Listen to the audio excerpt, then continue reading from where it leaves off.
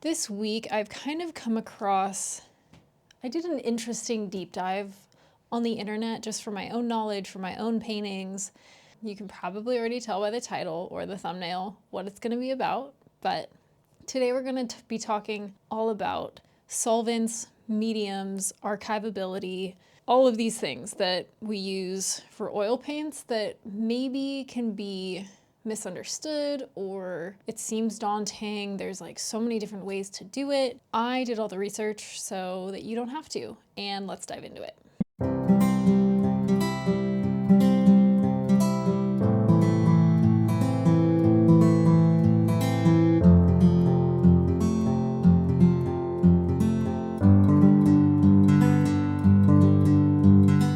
So let's talk about mediums first. Probably some of the most common mediums that you'll come across are oil, which could be walnut oil, safflower oil, linseed oil.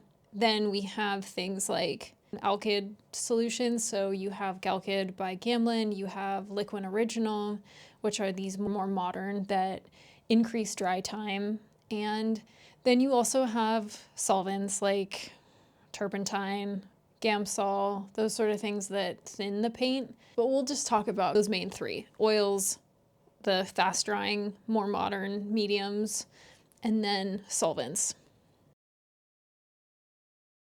I think when it comes to picking a medium that works for you, it is worth understanding the pros and cons of all of them and what exactly it means in terms of archivability. For example, solvents, which would be turpentine or Gamsol.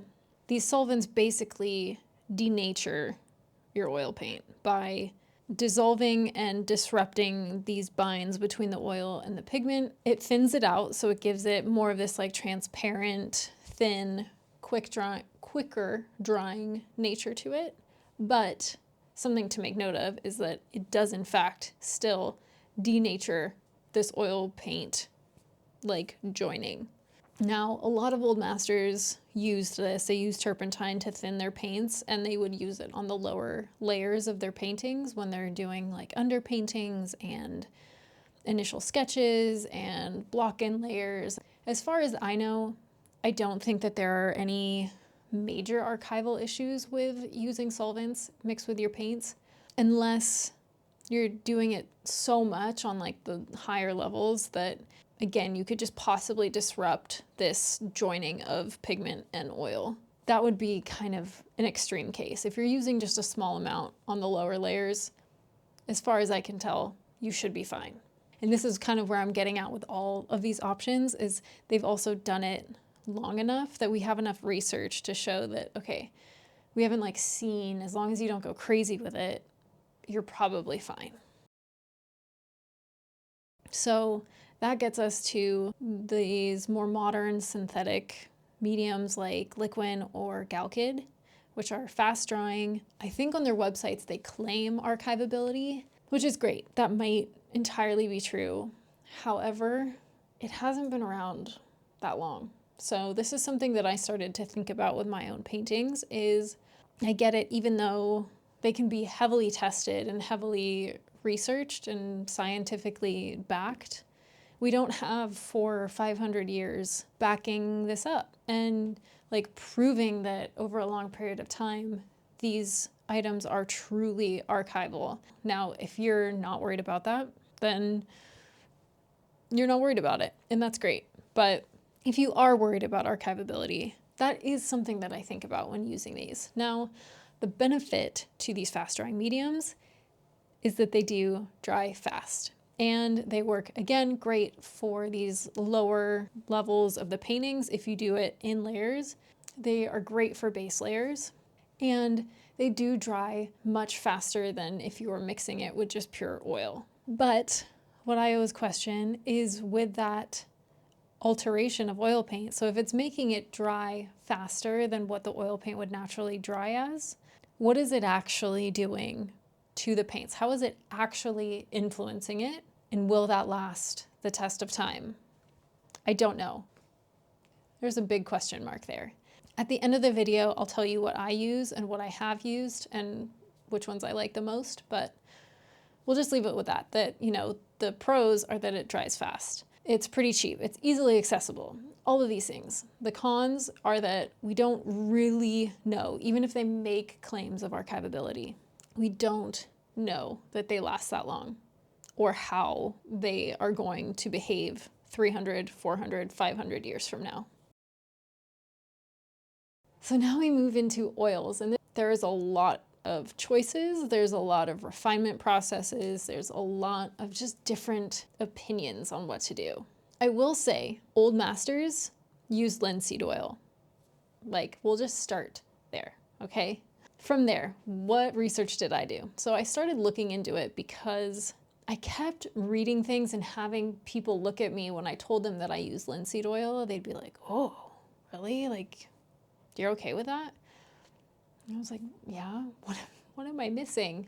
I think they were kind of challenging me in the sense of dry time and yellowing, which is a big thing. So linseed oil is notoriously a yellowing oil. So you might ask, why on earth would I use it then? Well, we're gonna get into it. For the oils, we have linseed, let's say safflower, and walnut oil. I was looking it up and I was like, okay, linseed is notoriously known for yellowing. We don't really want that, so let's look at the other oil options. Well, for walnut oil, it's a very clear, it's a lighter colored oil, doesn't yellow as much.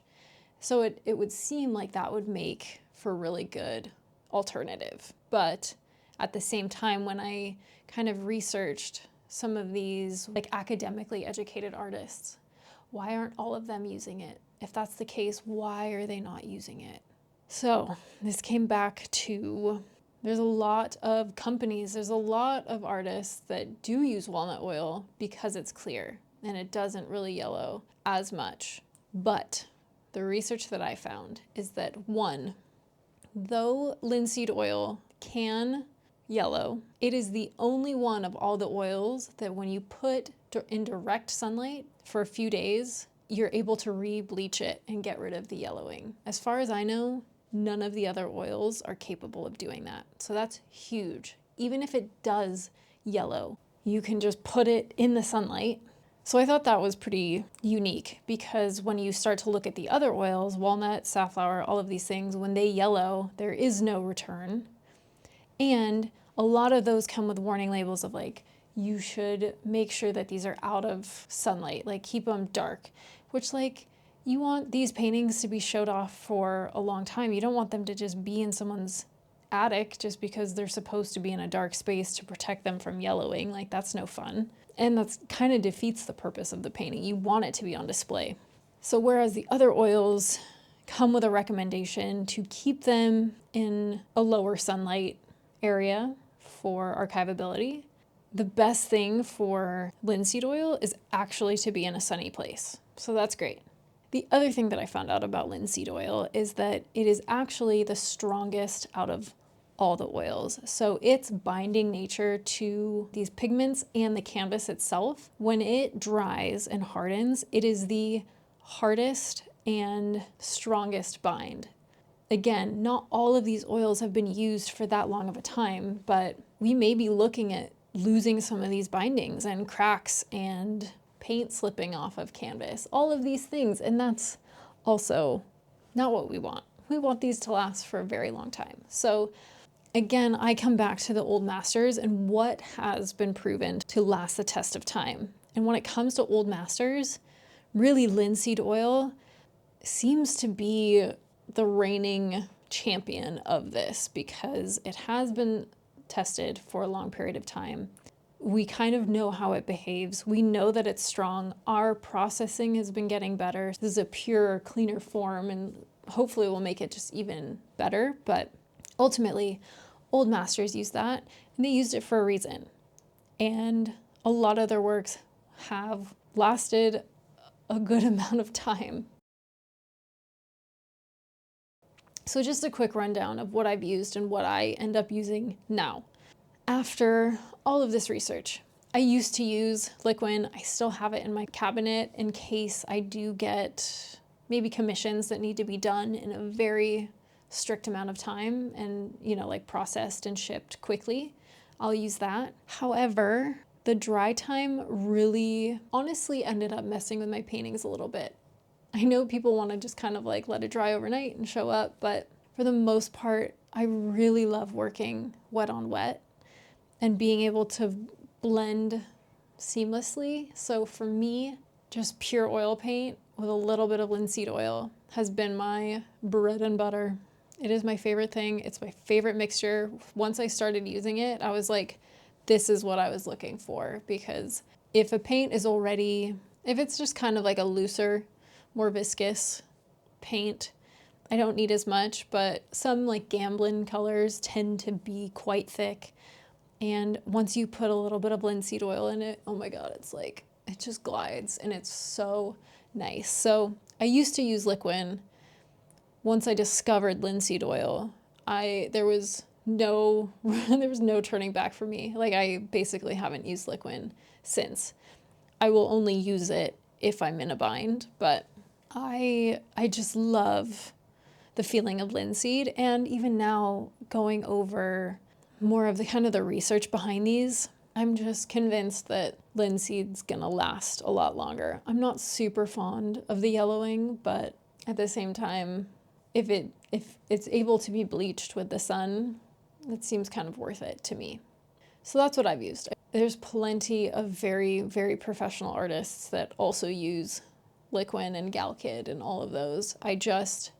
I cannot outright tell you it is 100% archival, because we haven't had it for that long. So we don't know, even if they're able to mimic an extended period of time. I don't know if they have processes that mimic aging, but it hasn't been around for 500 years. So we don't entirely know. Does that mean that they're bad? If you're not worried about it, like, still use whatever you feel like works best. But I just wanted to let you know kind of the science behind it and what I learned. Another side note that I have is that occasionally you may come across someone that recommends mixing like a Damvar or retouch varnish into your oil paint mixture. Well, let me tell you why I do not think that you should do that. Because, again, going back to the science of it all. So let's say you paint it and you have that as part of your mixture, and then you put the final varnish on and it's sold. Some conservator 200 years from now has to kind of just like refurbish, brush up some things. So when they go to take paint thinner or a solvent to take away that varnish, guess what else it's going to dissolve? If you have it mixed into your oil paint, it's going to dissolve some of that as well, therefore breaking the binds that you have created on that painting. To me, it makes no sense. Why would you mix a dissolvable material in with your oil paint when, if it needs to be conserved, like, those very things are going to disrupt those bindings? It just doesn't make sense. So I would not use that. I'm all for using varnish. I always put a final varnish coat on all of my paintings. But again, it's just like a thin layer so that a conservator down the line can just take that off and it's not going to affect the paint beneath it. Another side note for something that you might see on websites is spike oil. And even though it says the word oil, it's actually a solvent. So it's meant to clean your brushes.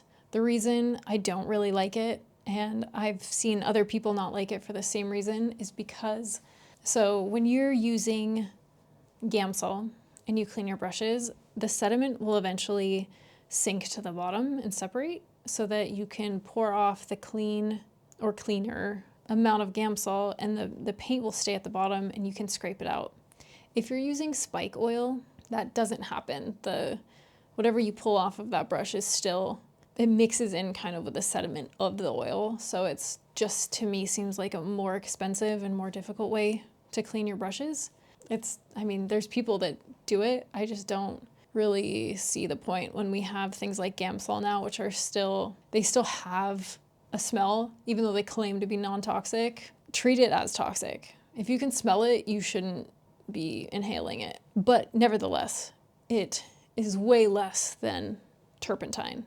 It's just way cleaner. So That was my side note on spike oil. Okay, so the last thing on all of this is about oiling out oil paintings. So if you've ever come across where you've layered your paintings and all of a sudden certain areas are glossy and some are matte, that is just oil paint sinking into the lower layers. It's not bad. It's not going to hurt your painting at all. It just kind of changes our perception of it. If you just left it like that and then varnished it, it would bring that life back. Nevertheless, you'll hear a lot of artists talking about oiling out paintings, which is taking a small amount of oil, rubbing it on the canvas surface, and just kind of revitalizing, lifting some of those colors back out so that they can judge value better. Because of what we've just learned from oil, there are some issues. Like it should be done cautiously, and you should just understand what's going on and what it does. So when you oil out a painting, you risk that entire layer, because it's just oil, yellowing. We're not super fond of that. We don't want yellowing, but it can be a very beneficial practice. So I think the best thing that I've found is if you're going to be reworking a painting, just oil out the area that you're going to be painting on that day, because then you'll be putting oil paint into it and just kind of mixing into it all together, and having that oil paint is going to deter yellowing versus if it was just pure oil. So if you have a section that's pure oil and a section that was oiled out and then you paint it over, that's going to be mixed and not yellow as much because it's mixed with pigment as just the plain oil out area that you just like didn't get to. So that's one way. The other way to do it is to oil it out and then make sure you wipe it off after and really just have it as thin as possible. And if you use those two practices, you should be fine. And then at the very end of a painting, I don't bother oiling anything out. I just let it dry and then I varnish it. And then I take photos of it when it's varnished and all those colors come back to me. Okay, that was a lot of information.